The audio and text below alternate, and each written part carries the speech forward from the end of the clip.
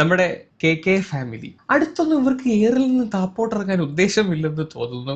നിങ്ങൾ എന്താ ആ കുട്ടി അഴിച്ചു വിട്ടിരിക്കുകയാണോ? എന്തൊക്കെ തോന്നിവാസങ്ങൾ ആ കുട്ടി കാട്ടിക്കൂട്ടുന്നറിയോ? എന്ത് ചെയ്താലും അത് എയറിൽ പോകുന്ന ഐറ്റംസ് ആണ് ചെയ്തു വെക്കുന്നത്. ഇത്രയും കാലമായിട്ട് ഈ നീർക്കോലിക്ക് ഒരു ഇംപ്രൂവ്മെന്റ്സ് ഉണ്ടായില്ലല്ലോ. ദിയ കൃഷ്ണ തന്റെ കുഞ്ഞിന്റെ ബർത്ത്ഡേയുമായിട്ട് ബന്ധപ്പെട്ട് ഒരു വ്ളോഗ് കുറച്ച് മണിക്കൂറുകൾക്ക് മുമ്പ് തന്റെ യൂട്യൂബ് ചാനൽ ഇട്ടിട്ടുണ്ടായിരുന്നു. പിറന്നാൾ ആഘോഷം കഴിഞ്ഞപ്പോഴത്തേക്ക് ആഹാര പിന്നെയും ഏറിപ്പോയിരിക്കുകയാണ്. അത് പുതിയ സംഭവമൊന്നും അല്ലല്ലോ. In back to back expose ആകാന്നൊക്കെ പറഞ്ഞു കഴിഞ്ഞാൽ വല്ലാത്തൊരു യോഗവും ഭാഗ്യമൊക്കെ വേണം. അഴുക്കപ്പെണ്ണ് അഴുക്കെന്ന് പറഞ്ഞാൽ വെറും അഴുക്ക തന്തയേക്കാ മോശം. ഒരു ലോട്ടറി എടുത്തൂടെ? അതിന്റെ ആവശ്യമില്ല, എന്നാലും ഒന്ന് എടുത്തു നോക്ക്, അടിച്ചാലോ. കാര്യം ആനയ്ക്ക് ഇപ്പൊ അത്രയും ഭാഗ്യം ഉണ്ടെന്നേ. എവനെ ഒന്നും പറഞ്ഞിട്ട് കാര്യമില്ല. തറവാട്ട് മഹിമ എന്ന് പറഞ്ഞ സാധനമുണ്ട്. അതൊന്നും ഇവന്റെ പടിവാളന്റെ 5 അയലോത്ര പോയിട്ട് ചറപറ ഏറിപ്പോവുകയാണ്. ഇത്രയും നാൾ ഏറിപ്പോകാതിരുന്ന ആള് ഇപ്പൊ എന്ത് ചെയ്താലും ഏറിപ്പോകുന്ന അവസ്ഥ. എനിക്ക് ഈ കഥ കേട്ടിട്ട് തോന്നണതേ ഇതൊരു കുണ്ടാമണ്ടി ഫാമിലിയാണ്.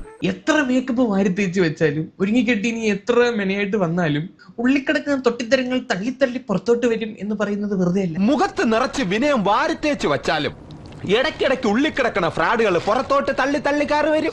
ഞാൻ ആ വീഡിയോ ഒന്ന് വെക്കാവേ. ഇത് ഇവരുടെ ബർത്ത്ഡേ പാർട്ടിയാണ്. ഈ സൈഡ് നിൽക്കുന്നത് ഇവരുടെ അപ്പച്ചിയാണ്. ഓക്കെ, ഈ ഭാഗം എന്താണെങ്കിലും ഇപ്പൊ ഇവരുടെ വീഡിയോക്കകത്തില്ല, അത് കട്ട് ചെയ്ത് കളഞ്ഞിട്ടുണ്ട്. അവരുടെ എന്തോ നാറിയ കഥ നാട്ടില് പാട്ടാവും അറിഞ്ഞപ്പോ ഒന്ന് കണ്ടു പ്ലേ ചെയ്യാം.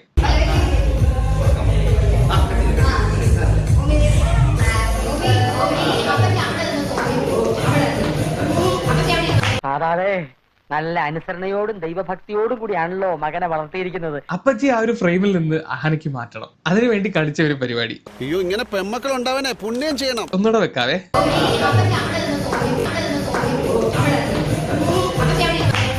എന്ത് തോന്നിവാസവും ആകാമല്ലോ. വെറുതെ എന്തിനാ മനുഷ്യന്മാരെ കൊണ്ട് പറയിപ്പിക്കുന്നേ. അപ്പച്ചി അവിടെ നിന്ന് ഉമ്മിയെ നോക്കൂ എന്ന് പറഞ്ഞിട്ട് നൈസായിട്ട് അപ്പച്ചിയെ അവിടെ നിന്ന് അങ്ങോട്ട് ആ ഫ്രെയിമിൽ നിന്ന് മാറ്റുന്നു. എന്നാ അപ്പച്ചി അവിടെ ഇരുന്നേരെ. മക്കളെ വളർത്തുമ്പോ ഇത്തിരി അച്ചടക്കത്തോടെ വളർത്തണം, പ്രത്യേകിച്ച് പെൺമക്കളെ. അല്ലെങ്കിൽ കെട്ടിക്കൊണ്ട് പോണവര് അടിച്ച് മോന്തയുടെ ഷേപ്പ് മാറ്റും. എന്റെ തന്തയുടെ മോളുടെ എന്തിനു കൂടുതൽ പറയണം, ആഹാനെ സപ്പോർട്ട് ചെയ്യുന്ന രീതിയിൽ അമ്മ സിന്ധു കൃഷ്ണയും പറയുന്നുണ്ട്.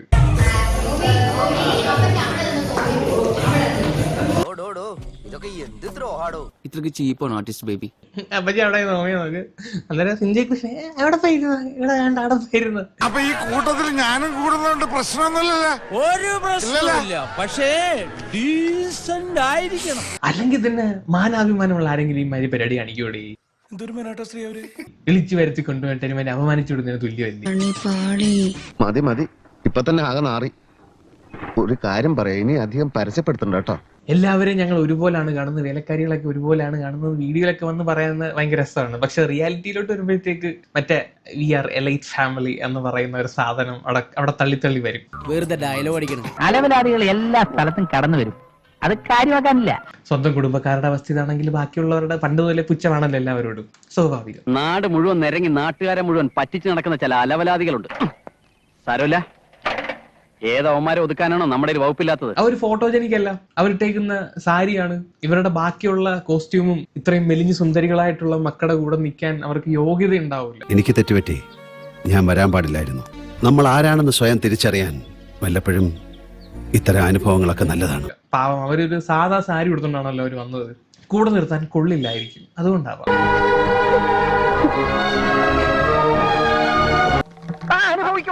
ഇവരുടെ ലോ സ്റ്റാൻഡേർഡിന് ചിലപ്പോൾ അവർ ചേരുന്നില്ലായിരിക്കും. അതാണ് ഒരുപാട് സൗന്ദര്യമുള്ള എലൈറ്റ് ചിന്താഗതിയുള്ള ആളുകൾക്ക് ഇങ്ങനെയാണോ എനിക്ക് മനസ്സിലാവുന്നില്ല. നാളെ ഈ ചെറിയ മക്കൾ വളരുമ്പോ, അല്ല അവരുടെ മക്കള് ഈ ഫോട്ടോ നോക്കിട്ട് ഇത് ആരാന്ന് ചോദിച്ചാ ഏത് വല്യച്ഛൻ, ഏത് ചെറിയച്ഛൻ, ഏതമ്മാവെന്ന് പറയാ? ഇത്രയും വലിയൊരു കുടുംബത്തിന്റെ ചരിത്രം വഷളാക്കണോ?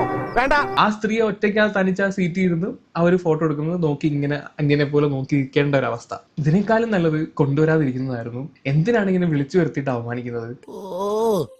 അത് തന്തയില്ലെന്ന് തരും. നിങ്ങൾക്ക് വരുന്ന സമയത്ത് ഇവര് ഞങ്ങളുടെ ഫോട്ടോയ്ക്ക് സ്യൂട്ട് ആവുന്നില്ല എന്ന് മനസ്സിലാക്കിയത് നൈസായിട്ട് എന്തെങ്കിലും ഒഴിവാക്കിയെങ്കിൽ വിട്ടുണ്ടായിരുന്നു. ഇവളുടെ ജാതകം എഴുതിയിട്ടുണ്ടോ? തന്റെ അവസാനം ഇവള് കാരണമാണെന്ന് അത് എഴുതിയിട്ടുണ്ടോ? എഴുതിയിട്ടുണ്ടാവും. എന്തിനാണോ ഇങ്ങനെയുള്ളതിനെ ഉണ്ടാക്കുന്നത്? എന്നിട്ട് കാട്ടിയ വേറൊരു മണ്ടത്തരം, ഈ വ്ളോഗിനകത്ത് ഇത് കട്ട് ചെയ്ത് കളഞ്ഞതുമില്ല. അത് അതുപോലെ എടുത്ത കിട്ടും. കയ്യിൽ നിന്ന് പോയെന്ന് മനസ്സിലായ സമയത്താണ് ഇത് കട്ട് ചെയ്ത് കളഞ്ഞത്. എന്തൊരു തൊലിക്കട്ടി! അത് തനിക്ക് എപ്പോഴാണ് മനസ്സിലായത്? ഇതിലും ഭേദം കട്ടപ്പാറയായി കക്കാൻ ഇറങ്ങുന്നതാണെന്ന്. ഇപ്പൊ ഇല്ല, ഇപ്പൊ നിലവിൽ ഈ സാധനം ഇല്ല. ആളുകള് ചോദ്യം ചെയ്യാൻ തുടങ്ങി, കമന്റ് സെക്ഷൻ തിരിഞ്ഞ്, കംപ്ലീറ്റ് തിരിഞ്ഞ്. എന്നാൽ ഇനി ഞാനൊരു സത്യം പറയാം. ഒന്നാമത് നെഗറ്റിവിറ്റിയുടെ കൊടുമുടി നിൽക്കുകയാണ് മറ്റേ അമ്മൂമ്മയുടെ കേസ് കാരണം. എന്നിട്ട് ഇതുകൂടെ ആയപ്പോഴത്തേക്ക് സമാധി. ഞാനാ ചാപ്റ്റർ ക്ലോസ് ചെയ്തേ. ഇന്ന് അമ്മച്ചിയെ മെന്റൽ ഹോസ്പിറ്റൽ ആക്കേണ്ട ദിവസാ. ഇനി ഒന്നുമില്ലല്ലേ പറയാനെ കൊണ്ട്? ഒന്നുമില്ല, അങ്ങനെ പോവല്ലേ.